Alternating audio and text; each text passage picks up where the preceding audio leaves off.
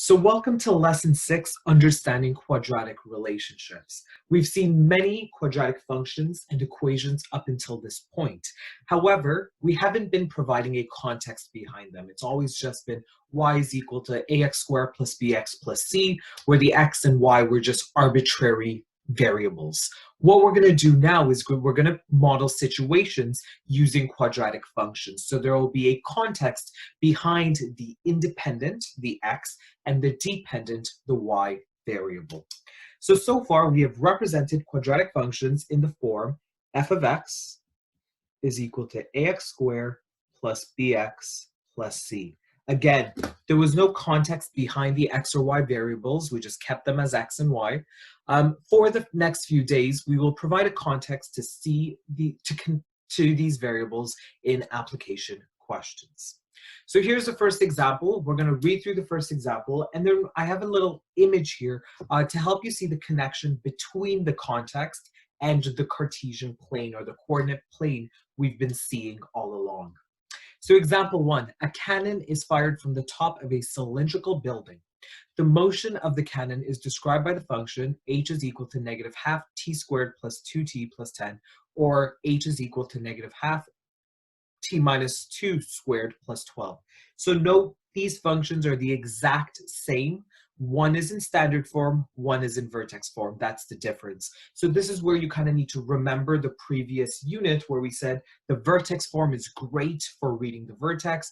The standard form is great for reading the y-intercept. So you still need to remember all of that information because that will help you in these questions. So we have the equation, and instead of x's and y's, you should notice we have h's and t's. And here t represents time in seconds and h represents height of the cannon above the ground in meters. So again, we have a context behind these variables. It's no longer x and y. The t means something specific and the h means something specific. So the first question, and this is a question I've physically written down here, but this is the first question you should always be asking yourself. What is the independent or x variable in this scenario? And what is the dependent or y variable in this scenario? So we can see that the t's have taken the place of the x's in our equation. So the independent variable is time. And when you're defining these variables for you, I want you to do a couple of things. Write time in brackets, write the symbol that we're using to represent time, and also write down the units in which we're measuring this variable. So in this particular instance, or this particular scenario, we're measuring time in seconds. Then make sure you understand what the dependent variable means. So the dependent variable in this situation, the y, so the h has replaced the y, so it represents height. But not just height, it represents height above ground. So that means the ground is 0 meters and anything higher would have a particular height. So the height above the ground, again, indicate what variable we're using and also indicate how we're measuring this unit, this variable. So this function is ultimately looking at the trajectory of a cannon. So the cannon starts at a specific height, and then we're going to follow the pathway the cannon takes over a period of time. So I've given you a little image to showcase what we're seeing. What you should see already is we have a parabola here. So that's why this function is described using a quadratic function. So this parabola shows this particular equation. Again, what I need you to see first is the relationship between this image and the Cartesian plane we've been seeing all along. So a couple of things to help you understand that. You can see that I've given you different points along this graph. And these points are 1 second apart. So this is 0 seconds. This is what's happening at 1 second, 2 seconds, 3 seconds, 4 seconds, and so on and so forth. So what I first want to do is draw the Cartesian plane in. The first line we're going to draw is a line right here. Okay, and that's our y-axis. Next, I want you to draw, Next, I want you to draw your x-axis.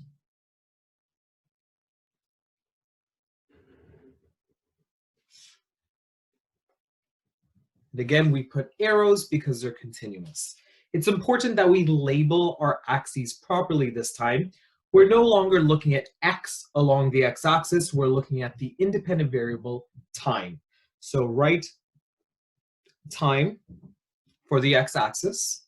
Similarly, our dependent, our y variable, is looking at the height above the ground. So height above ground, and that's h. So let's just take a look at this axis. We know that with our Cartesian plane, we would have a 0 here. What this means in the context of h is anything along this line is 0 meters above the ground. If I take a look at this particular height, we can see that I've recorded 11.5. So when the cannon is at this particular height, it's 11.5 meters above the ground. When it's at that particular height, it's 12 meters. Or when it's at this particular height, it's 4 meters. Again, it's not to scale, but I tried my best so that we can see this image. So this axis represents height above the ground. This axis, as I mentioned, represents time. And I mentioned that each point is about 1 second away. So let's label that. This first point happens at 0 seconds. This point happens at 1 second. This point happens at 2 seconds. This at 3, this at 4, this at 5, this at 6. So it's exactly like what we've seen with our Cartesian planes. We saw numbers along the x-axis, we saw a number along the y-axis, and we graphed our parabola. Now again, we just have a context behind this situation. So what I want to first start by doing is filling out this chart. So at 0 seconds, so that first point, we have to determine, well, what's the height the cannon was at? We can see using this label here that the height between here and the ground is 10 meters. So at time is equal to 0 seconds. So before the cannon was released, the height of the cannon was 10 meters. The cannon then follows a parabolic pathway, or it makes a parabola as it gets fired. So 1 second later, the cannon is at a height of 11.5 meters. Then 2 seconds later, the height of the parabola is 12.0 meters. Then 3 seconds, it's 11.5 meters. 4 seconds, it's 10 meters.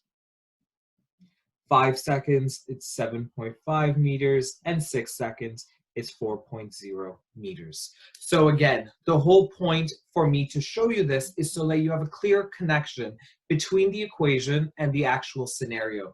So because it's a quadratic function, you should always imagine these scenarios as producing a parabola as its graph, and you should understand the context behind that parabola.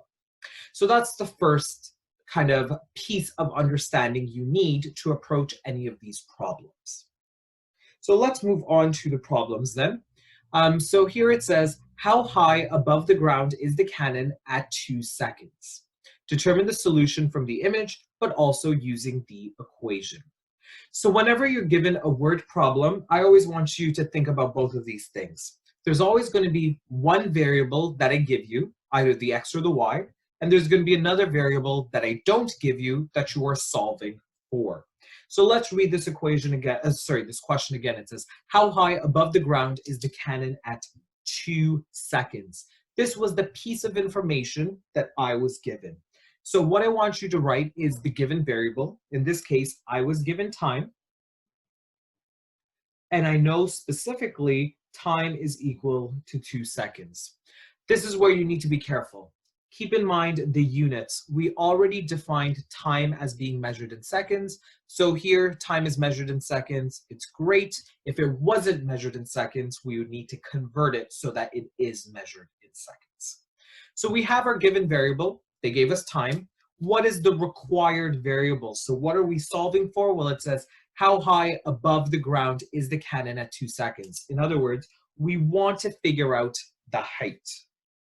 So height and h is equal to question mark. So there's two ways of figuring out this solution. Let's take a look at our picture. Well, it says at 2 seconds, how high is the cannon? Well, we go to 2 seconds, which we know is here. The cannon is 12.0 meters. So 12.0 meters is the height. This is great if we're always provided with an image, but we're not going to be always provided with an image. But what we do have is the equation. So let's see what we can do with the equation. So I'm just going to copy the equation down from the top. So h is equal to negative half t minus 2 squared plus 12. Now you might be wondering, well, there are two different equations here, the standard form and vertex form. Why did I choose this form? Again, it was slightly randomly for this question. This question, I have a time, I'm trying to find a height, I can really plug it into any of these equations. I just decided to go with this equation for this question. We'll go with the other equation for the next question. Okay, so how high above the ground is the cannon at 2 seconds? Determine the solution from the image. We've done that, and using the equation. Well, we know time is equal to 2. So what we're going to do is replace our t with 2 in our equation. So this is equal to negative half. I know my specific time is 2. So 2 minus 2 squared plus 12.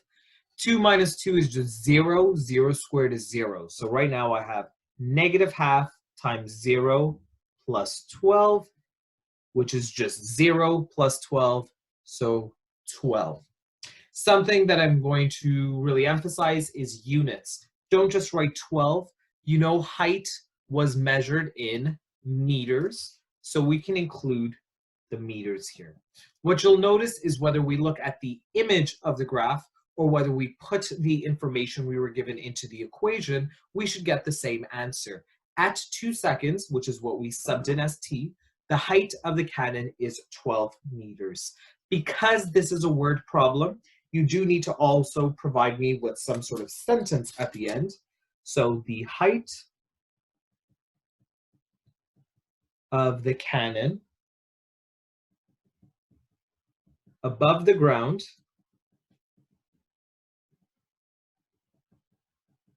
at 2 seconds is 12 meters. Is 12 meters. Okay, so for each question, again, the 3 steps you're going to take is you're going to write down what was given and what's required. You're going to then write out the equation. You're going to plug in the value that they've given you in the question and solve for the desired or required variable. Let's move on to the second question. So how high above the ground is the cannon at 4 seconds? Determine the solution from the image and using the equation. Again, the first step is determining what is given and what is required. So if I read this question again, how high above the ground is the cannon at 4 seconds? Again, I see that they've given me time once again. So time and t is equal to 4 seconds. Again, be careful of the units. Here the units match up, so we're great. We want to find how high above the ground the cannon is. So again, the desired variable or required variable is height.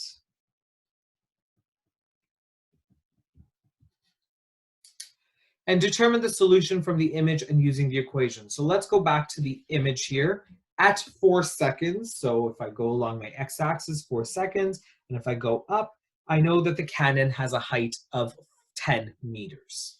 Okay, so again, using the graph alone, I can get 10 meters, but the graph isn't always going to be provided, so let me do this algebraically with the equation. As I mentioned before, there are 2 equations given. You can choose either one. In this particular case, I'm going to use the first one. So h is equal to negative half t squared plus 2t plus 10. So we have this equation. And now let me plug in the value that I've been given. So I've been told that t is 4, so I'm going to replace t with 4. So negative half 4 squared. And when you're replacing things, again, don't forget to keep them in brackets. Plus 10. If I keep going with this, so it's just work out the math. 4 squared is 16. So negative half times 16 plus 2 times 4 is 8 plus 10. I know negative half times 16 is just negative 8, so half of 16 or negative 16 plus 8 plus 10. And minus 8 plus 8 is just 0, so 0 plus 10, 10. Now you should be like, wait, there's a mistake. And the mistake again is we need to put in our units. So the height is 10 meters. Again, exactly what the image told us. So again, the final step you need to take is the height of the cannon above the ground at 4 seconds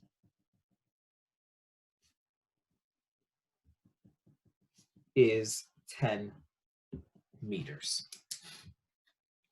At this point, if you're comfortable with this, I want you to pause the video and I want you to try this question on your own, again, following the 3 steps. Write down the given and required variable, write down the equation, and then put in the appropriate substitution so that you can get your desired answer. So pause the video, try it, and then we'll take it up. Okay, so how high above the ground is the cannon at 0 seconds? Again, we're going to speed through this. 0 seconds was the number or the value that they gave us. Again, they gave us time. So t is equal to 0 seconds. Make sure your units are correct. We want to still find the height above the ground. So that's height. We need our h. Again, we can use the image. So when we look at the image, at 0 seconds, again, it was the number that was written off to the side here. So that's just 10 meters. Okay, so we can write that down. So we'll just write h is equal to 10.0 meters. Again, that was figured out using the image. Now let's figure it out using the equation. So h is equal to, again, you can choose which equation you want. I'm going to go with vertex form this time. Plus 12. The time that it was given was 0 seconds, so I'm going to plug that in. Negative half, 0 minus 2 squared plus 12. Negative half, 0 minus 2 is negative 2. Negative 2 squared is positive 4 plus 12. Negative half times 4 is just negative 2 plus the 12, which ultimately gives me 10. Again, don't forget the units. So 10 meters. So let's write out our equation, our answer first. So the height of the cannon above the ground at 0 seconds is 10 meters. Now, there's a second part to this question. What does this height actually represent? So let's go back to our image. If we go back to our image, at time is equal to 0, this height represents, so the 10 meters represents the initial height of the cannon. So that's the initial height the cannon was at before it was blasted and before it made its parabolic trajectory down to the ground over here. So whenever you have time is equal to 0 and you're projecting something, that time, the height at that time represents the initial height of the cannon. So let's write that down. Sorry. So this height represents the initial height of the cannon on the building.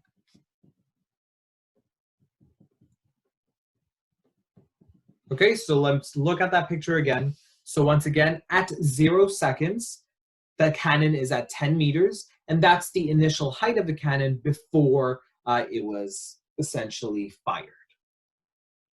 Okay, what you should then also notice then is here, 0 represents for the height, 0 meters above the ground. That means it's on the ground. So 0 is just a fancy way of saying on the ground. So we can see the cannon hit the ground around that time. Again, because this is not to scale, I wouldn't estimate what that time is at this point. Okay, something to keep in mind as well when approaching these questions. In this particular question, I said that it doesn't matter which equation you use to solve these questions. That's going to be true for some questions, but other questions, it might be better to use one form or the other. So if I ask you for the maximum height, you know the vertex gives you the maximum height, so it's better to go with vertex form. So you can also play around with the wording, the type of question, to determine which equation to use, but sometimes you'll get the same answer if you use both. So we're continuing to work with the same scenario. It says, at what time was the cannon 4 meters above the ground? Determine the solution from the image and using the equation. So this time we were given this piece of information, 4 meters above the ground. So in this case, the given variable was the height. So height, h is equal to 4 meters. Again, we want our units in meters, so we're glad. We want to figure out at what time it was 4 meters above the ground. So the required variable is time. T is something. So we're going to determine the solution from the image as well as using the equation. So let's get back to the image. I have another copy here. So when the height is 4 meters, which is essentially here, the time is 6 seconds. So we know from our picture that the answer should be t is equal to 6.0 seconds. Let's see how we can get this algebraically, so with the equation. So again, we've declared what we've been given as well as are required. Let's write down our equation. So h is equal to -½ t squared plus 2t plus 10. In this case, I was given, I was given the height, which is 4 meters. So I'm going to replace height with 4. So 4 is equal to -½ t squared plus 2t plus 10. I need to solve for the t now, and this should look really familiar. We now have a quadratic equation. Remember, we had 2 tools to solve quadratic equations, both factoring as well as the quadratic formula. So we are going to use one of the 2 tools. But before we can use any of those tools, remember, we need to get this into a proper quadratic equation form. So what we want to do is simplify both sides. Both sides are simplified. Bring everything to one side. So let me bring the 4 over. So 0 is equal to -½ t squared plus 2t plus 10. The plus 4 will become a -4 on this side. So 0 is equal to -½ t squared plus 2t, and I can collect these terms. 10 minus 4 is plus 6. So now I have the option of doing multiple things, but the first thing I need to do is I need to factor. Because remember, when you're solving quadratic equations, factoring is always the first step that you want to take. And then if that doesn't work, you move on to the quadratic formula. Okay, so we have this equation, and it looks really annoying because there's a fraction. So you know from equations in grade 9 that you can get rid of fractions by multiplying both sides of an equation by the denominator. So in this case, let's multiply both sides by 2 to get rid of this 2. But instead of just going for 2, I'm going to go with -2 so that I can make a positive a value. So I'm going to multiply both sides by -2. Okay, so -2 times 0 will just give me 0. Negative 2 times negative half t squared. Again, if you need to do it on the side, please do so. Negative 2 times negative half t squared. Here, the 2's, remember this is just a fraction, so the 2's will cancel out. The negative and the negative becomes a positive. I'm left with essentially 1t squared at the top divided by 1, which is just t squared. So when I multiply that out, it gives me t squared. Next, I multiply the negative 2 with the positive 2t. So negative 2 times positive 2t is negative 4t. And then I do negative 2 times positive 6, which is negative 12. So you can use this technique where if you have fractions, you can get rid of fractions by multiplying it by the denominator, but this can only work if it's an equation. You can never do this to a function. So if you have an equation, you can multiply out the denominator, multiply both sides by the denominator to get rid of the fractions. Again, now it seems like a much simpler quadratic equation, something we should be able to factor. So again, I'm not going to go through the factoring steps. That should be second nature right now. And this is what you would end up with when you factor. Now, when we're solving quadratic equations, we eventually set each factor to 0. So we have two factors here. Let's set them to 0. T minus 6 is equal to 0. So t is equal to 6. And t plus 2 is equal to 0. So t is equal to negative 2. This is where you need to be careful. Remember, we're modeling real life scenarios now. So the variables have a context. And I want you to always think about that context. Here, we're saying t or time is 6 seconds. Here, we're saying t or time is negative 2 seconds. It's impossible to have a negative time as a negative value. So negative 2 seconds does not make sense, so you can cross it out. So time cannot be negative. This is different from what we've seen before. When we were just solving for x's, it was possible to have an x of 6 and an x of negative 2 because there was no context behind that x. But now that we have a context, it's time. Time can be positive. I can say 6 seconds after the cannon was fired, but I can't have a negative time. I can't say negative 2 seconds after the cannon was fired because that's impossible.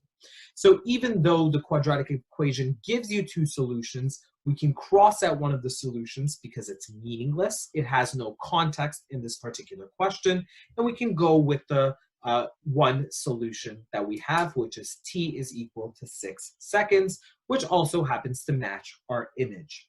So the cannon is 4 meters above the ground at 6 seconds. Exactly what the image showed us. So just a quick recap because this was a slightly different question. We were given the height, we need to find the time. So we started with the equation, we plugged in height, we brought everything to one side. That told us that we were dealing with a quadratic equation, and we know to solve a quadratic equation, we had to factor or use the quadratic formula. But we said, first of all, this looks really weird because it has fractions, so let's get rid of them. So to get rid of the fraction, we multiplied out the denominator. And in this case, that was 2, but I also chose to multiply out by negative 2 so that we can make our a value positive along the way. So we multiplied both sides by negative 2. It gave me this. It gave me a much better quadratic equation. I factored it, solved it, but after I solved it, I thought about the context. T is equal to 6 seconds makes sense, but t is equal to negative 2 seconds does not make sense. So I crossed this out and was left with only one answer. Okay. The last question we have is, what is the greatest height reached by the cannon at what time? So again, if you go back to the image, let me take that out for you again. The greatest height reached by the cannon is here, 12 meters, which happened at 2 seconds. So we can write our answer directly. So we can just say the greatest height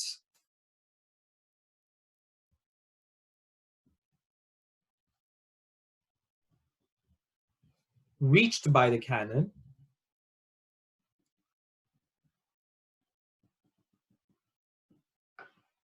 is 12.0 meters at 2 seconds.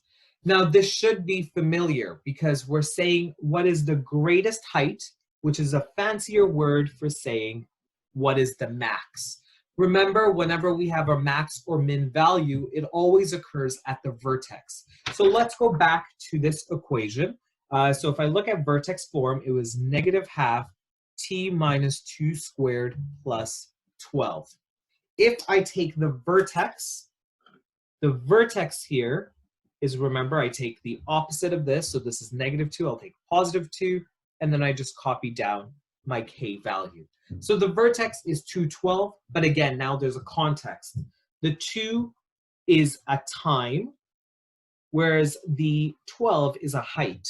So at 2 seconds, the maximum height is 12 meters, because again, based on the image, we saw that it had a maximum, but also because we know that this negative means that the parabola is pointing down. So the vertex gives us the answer, but so does the image. And this is what I meant by, in certain contexts, certain equations will be better to use than others.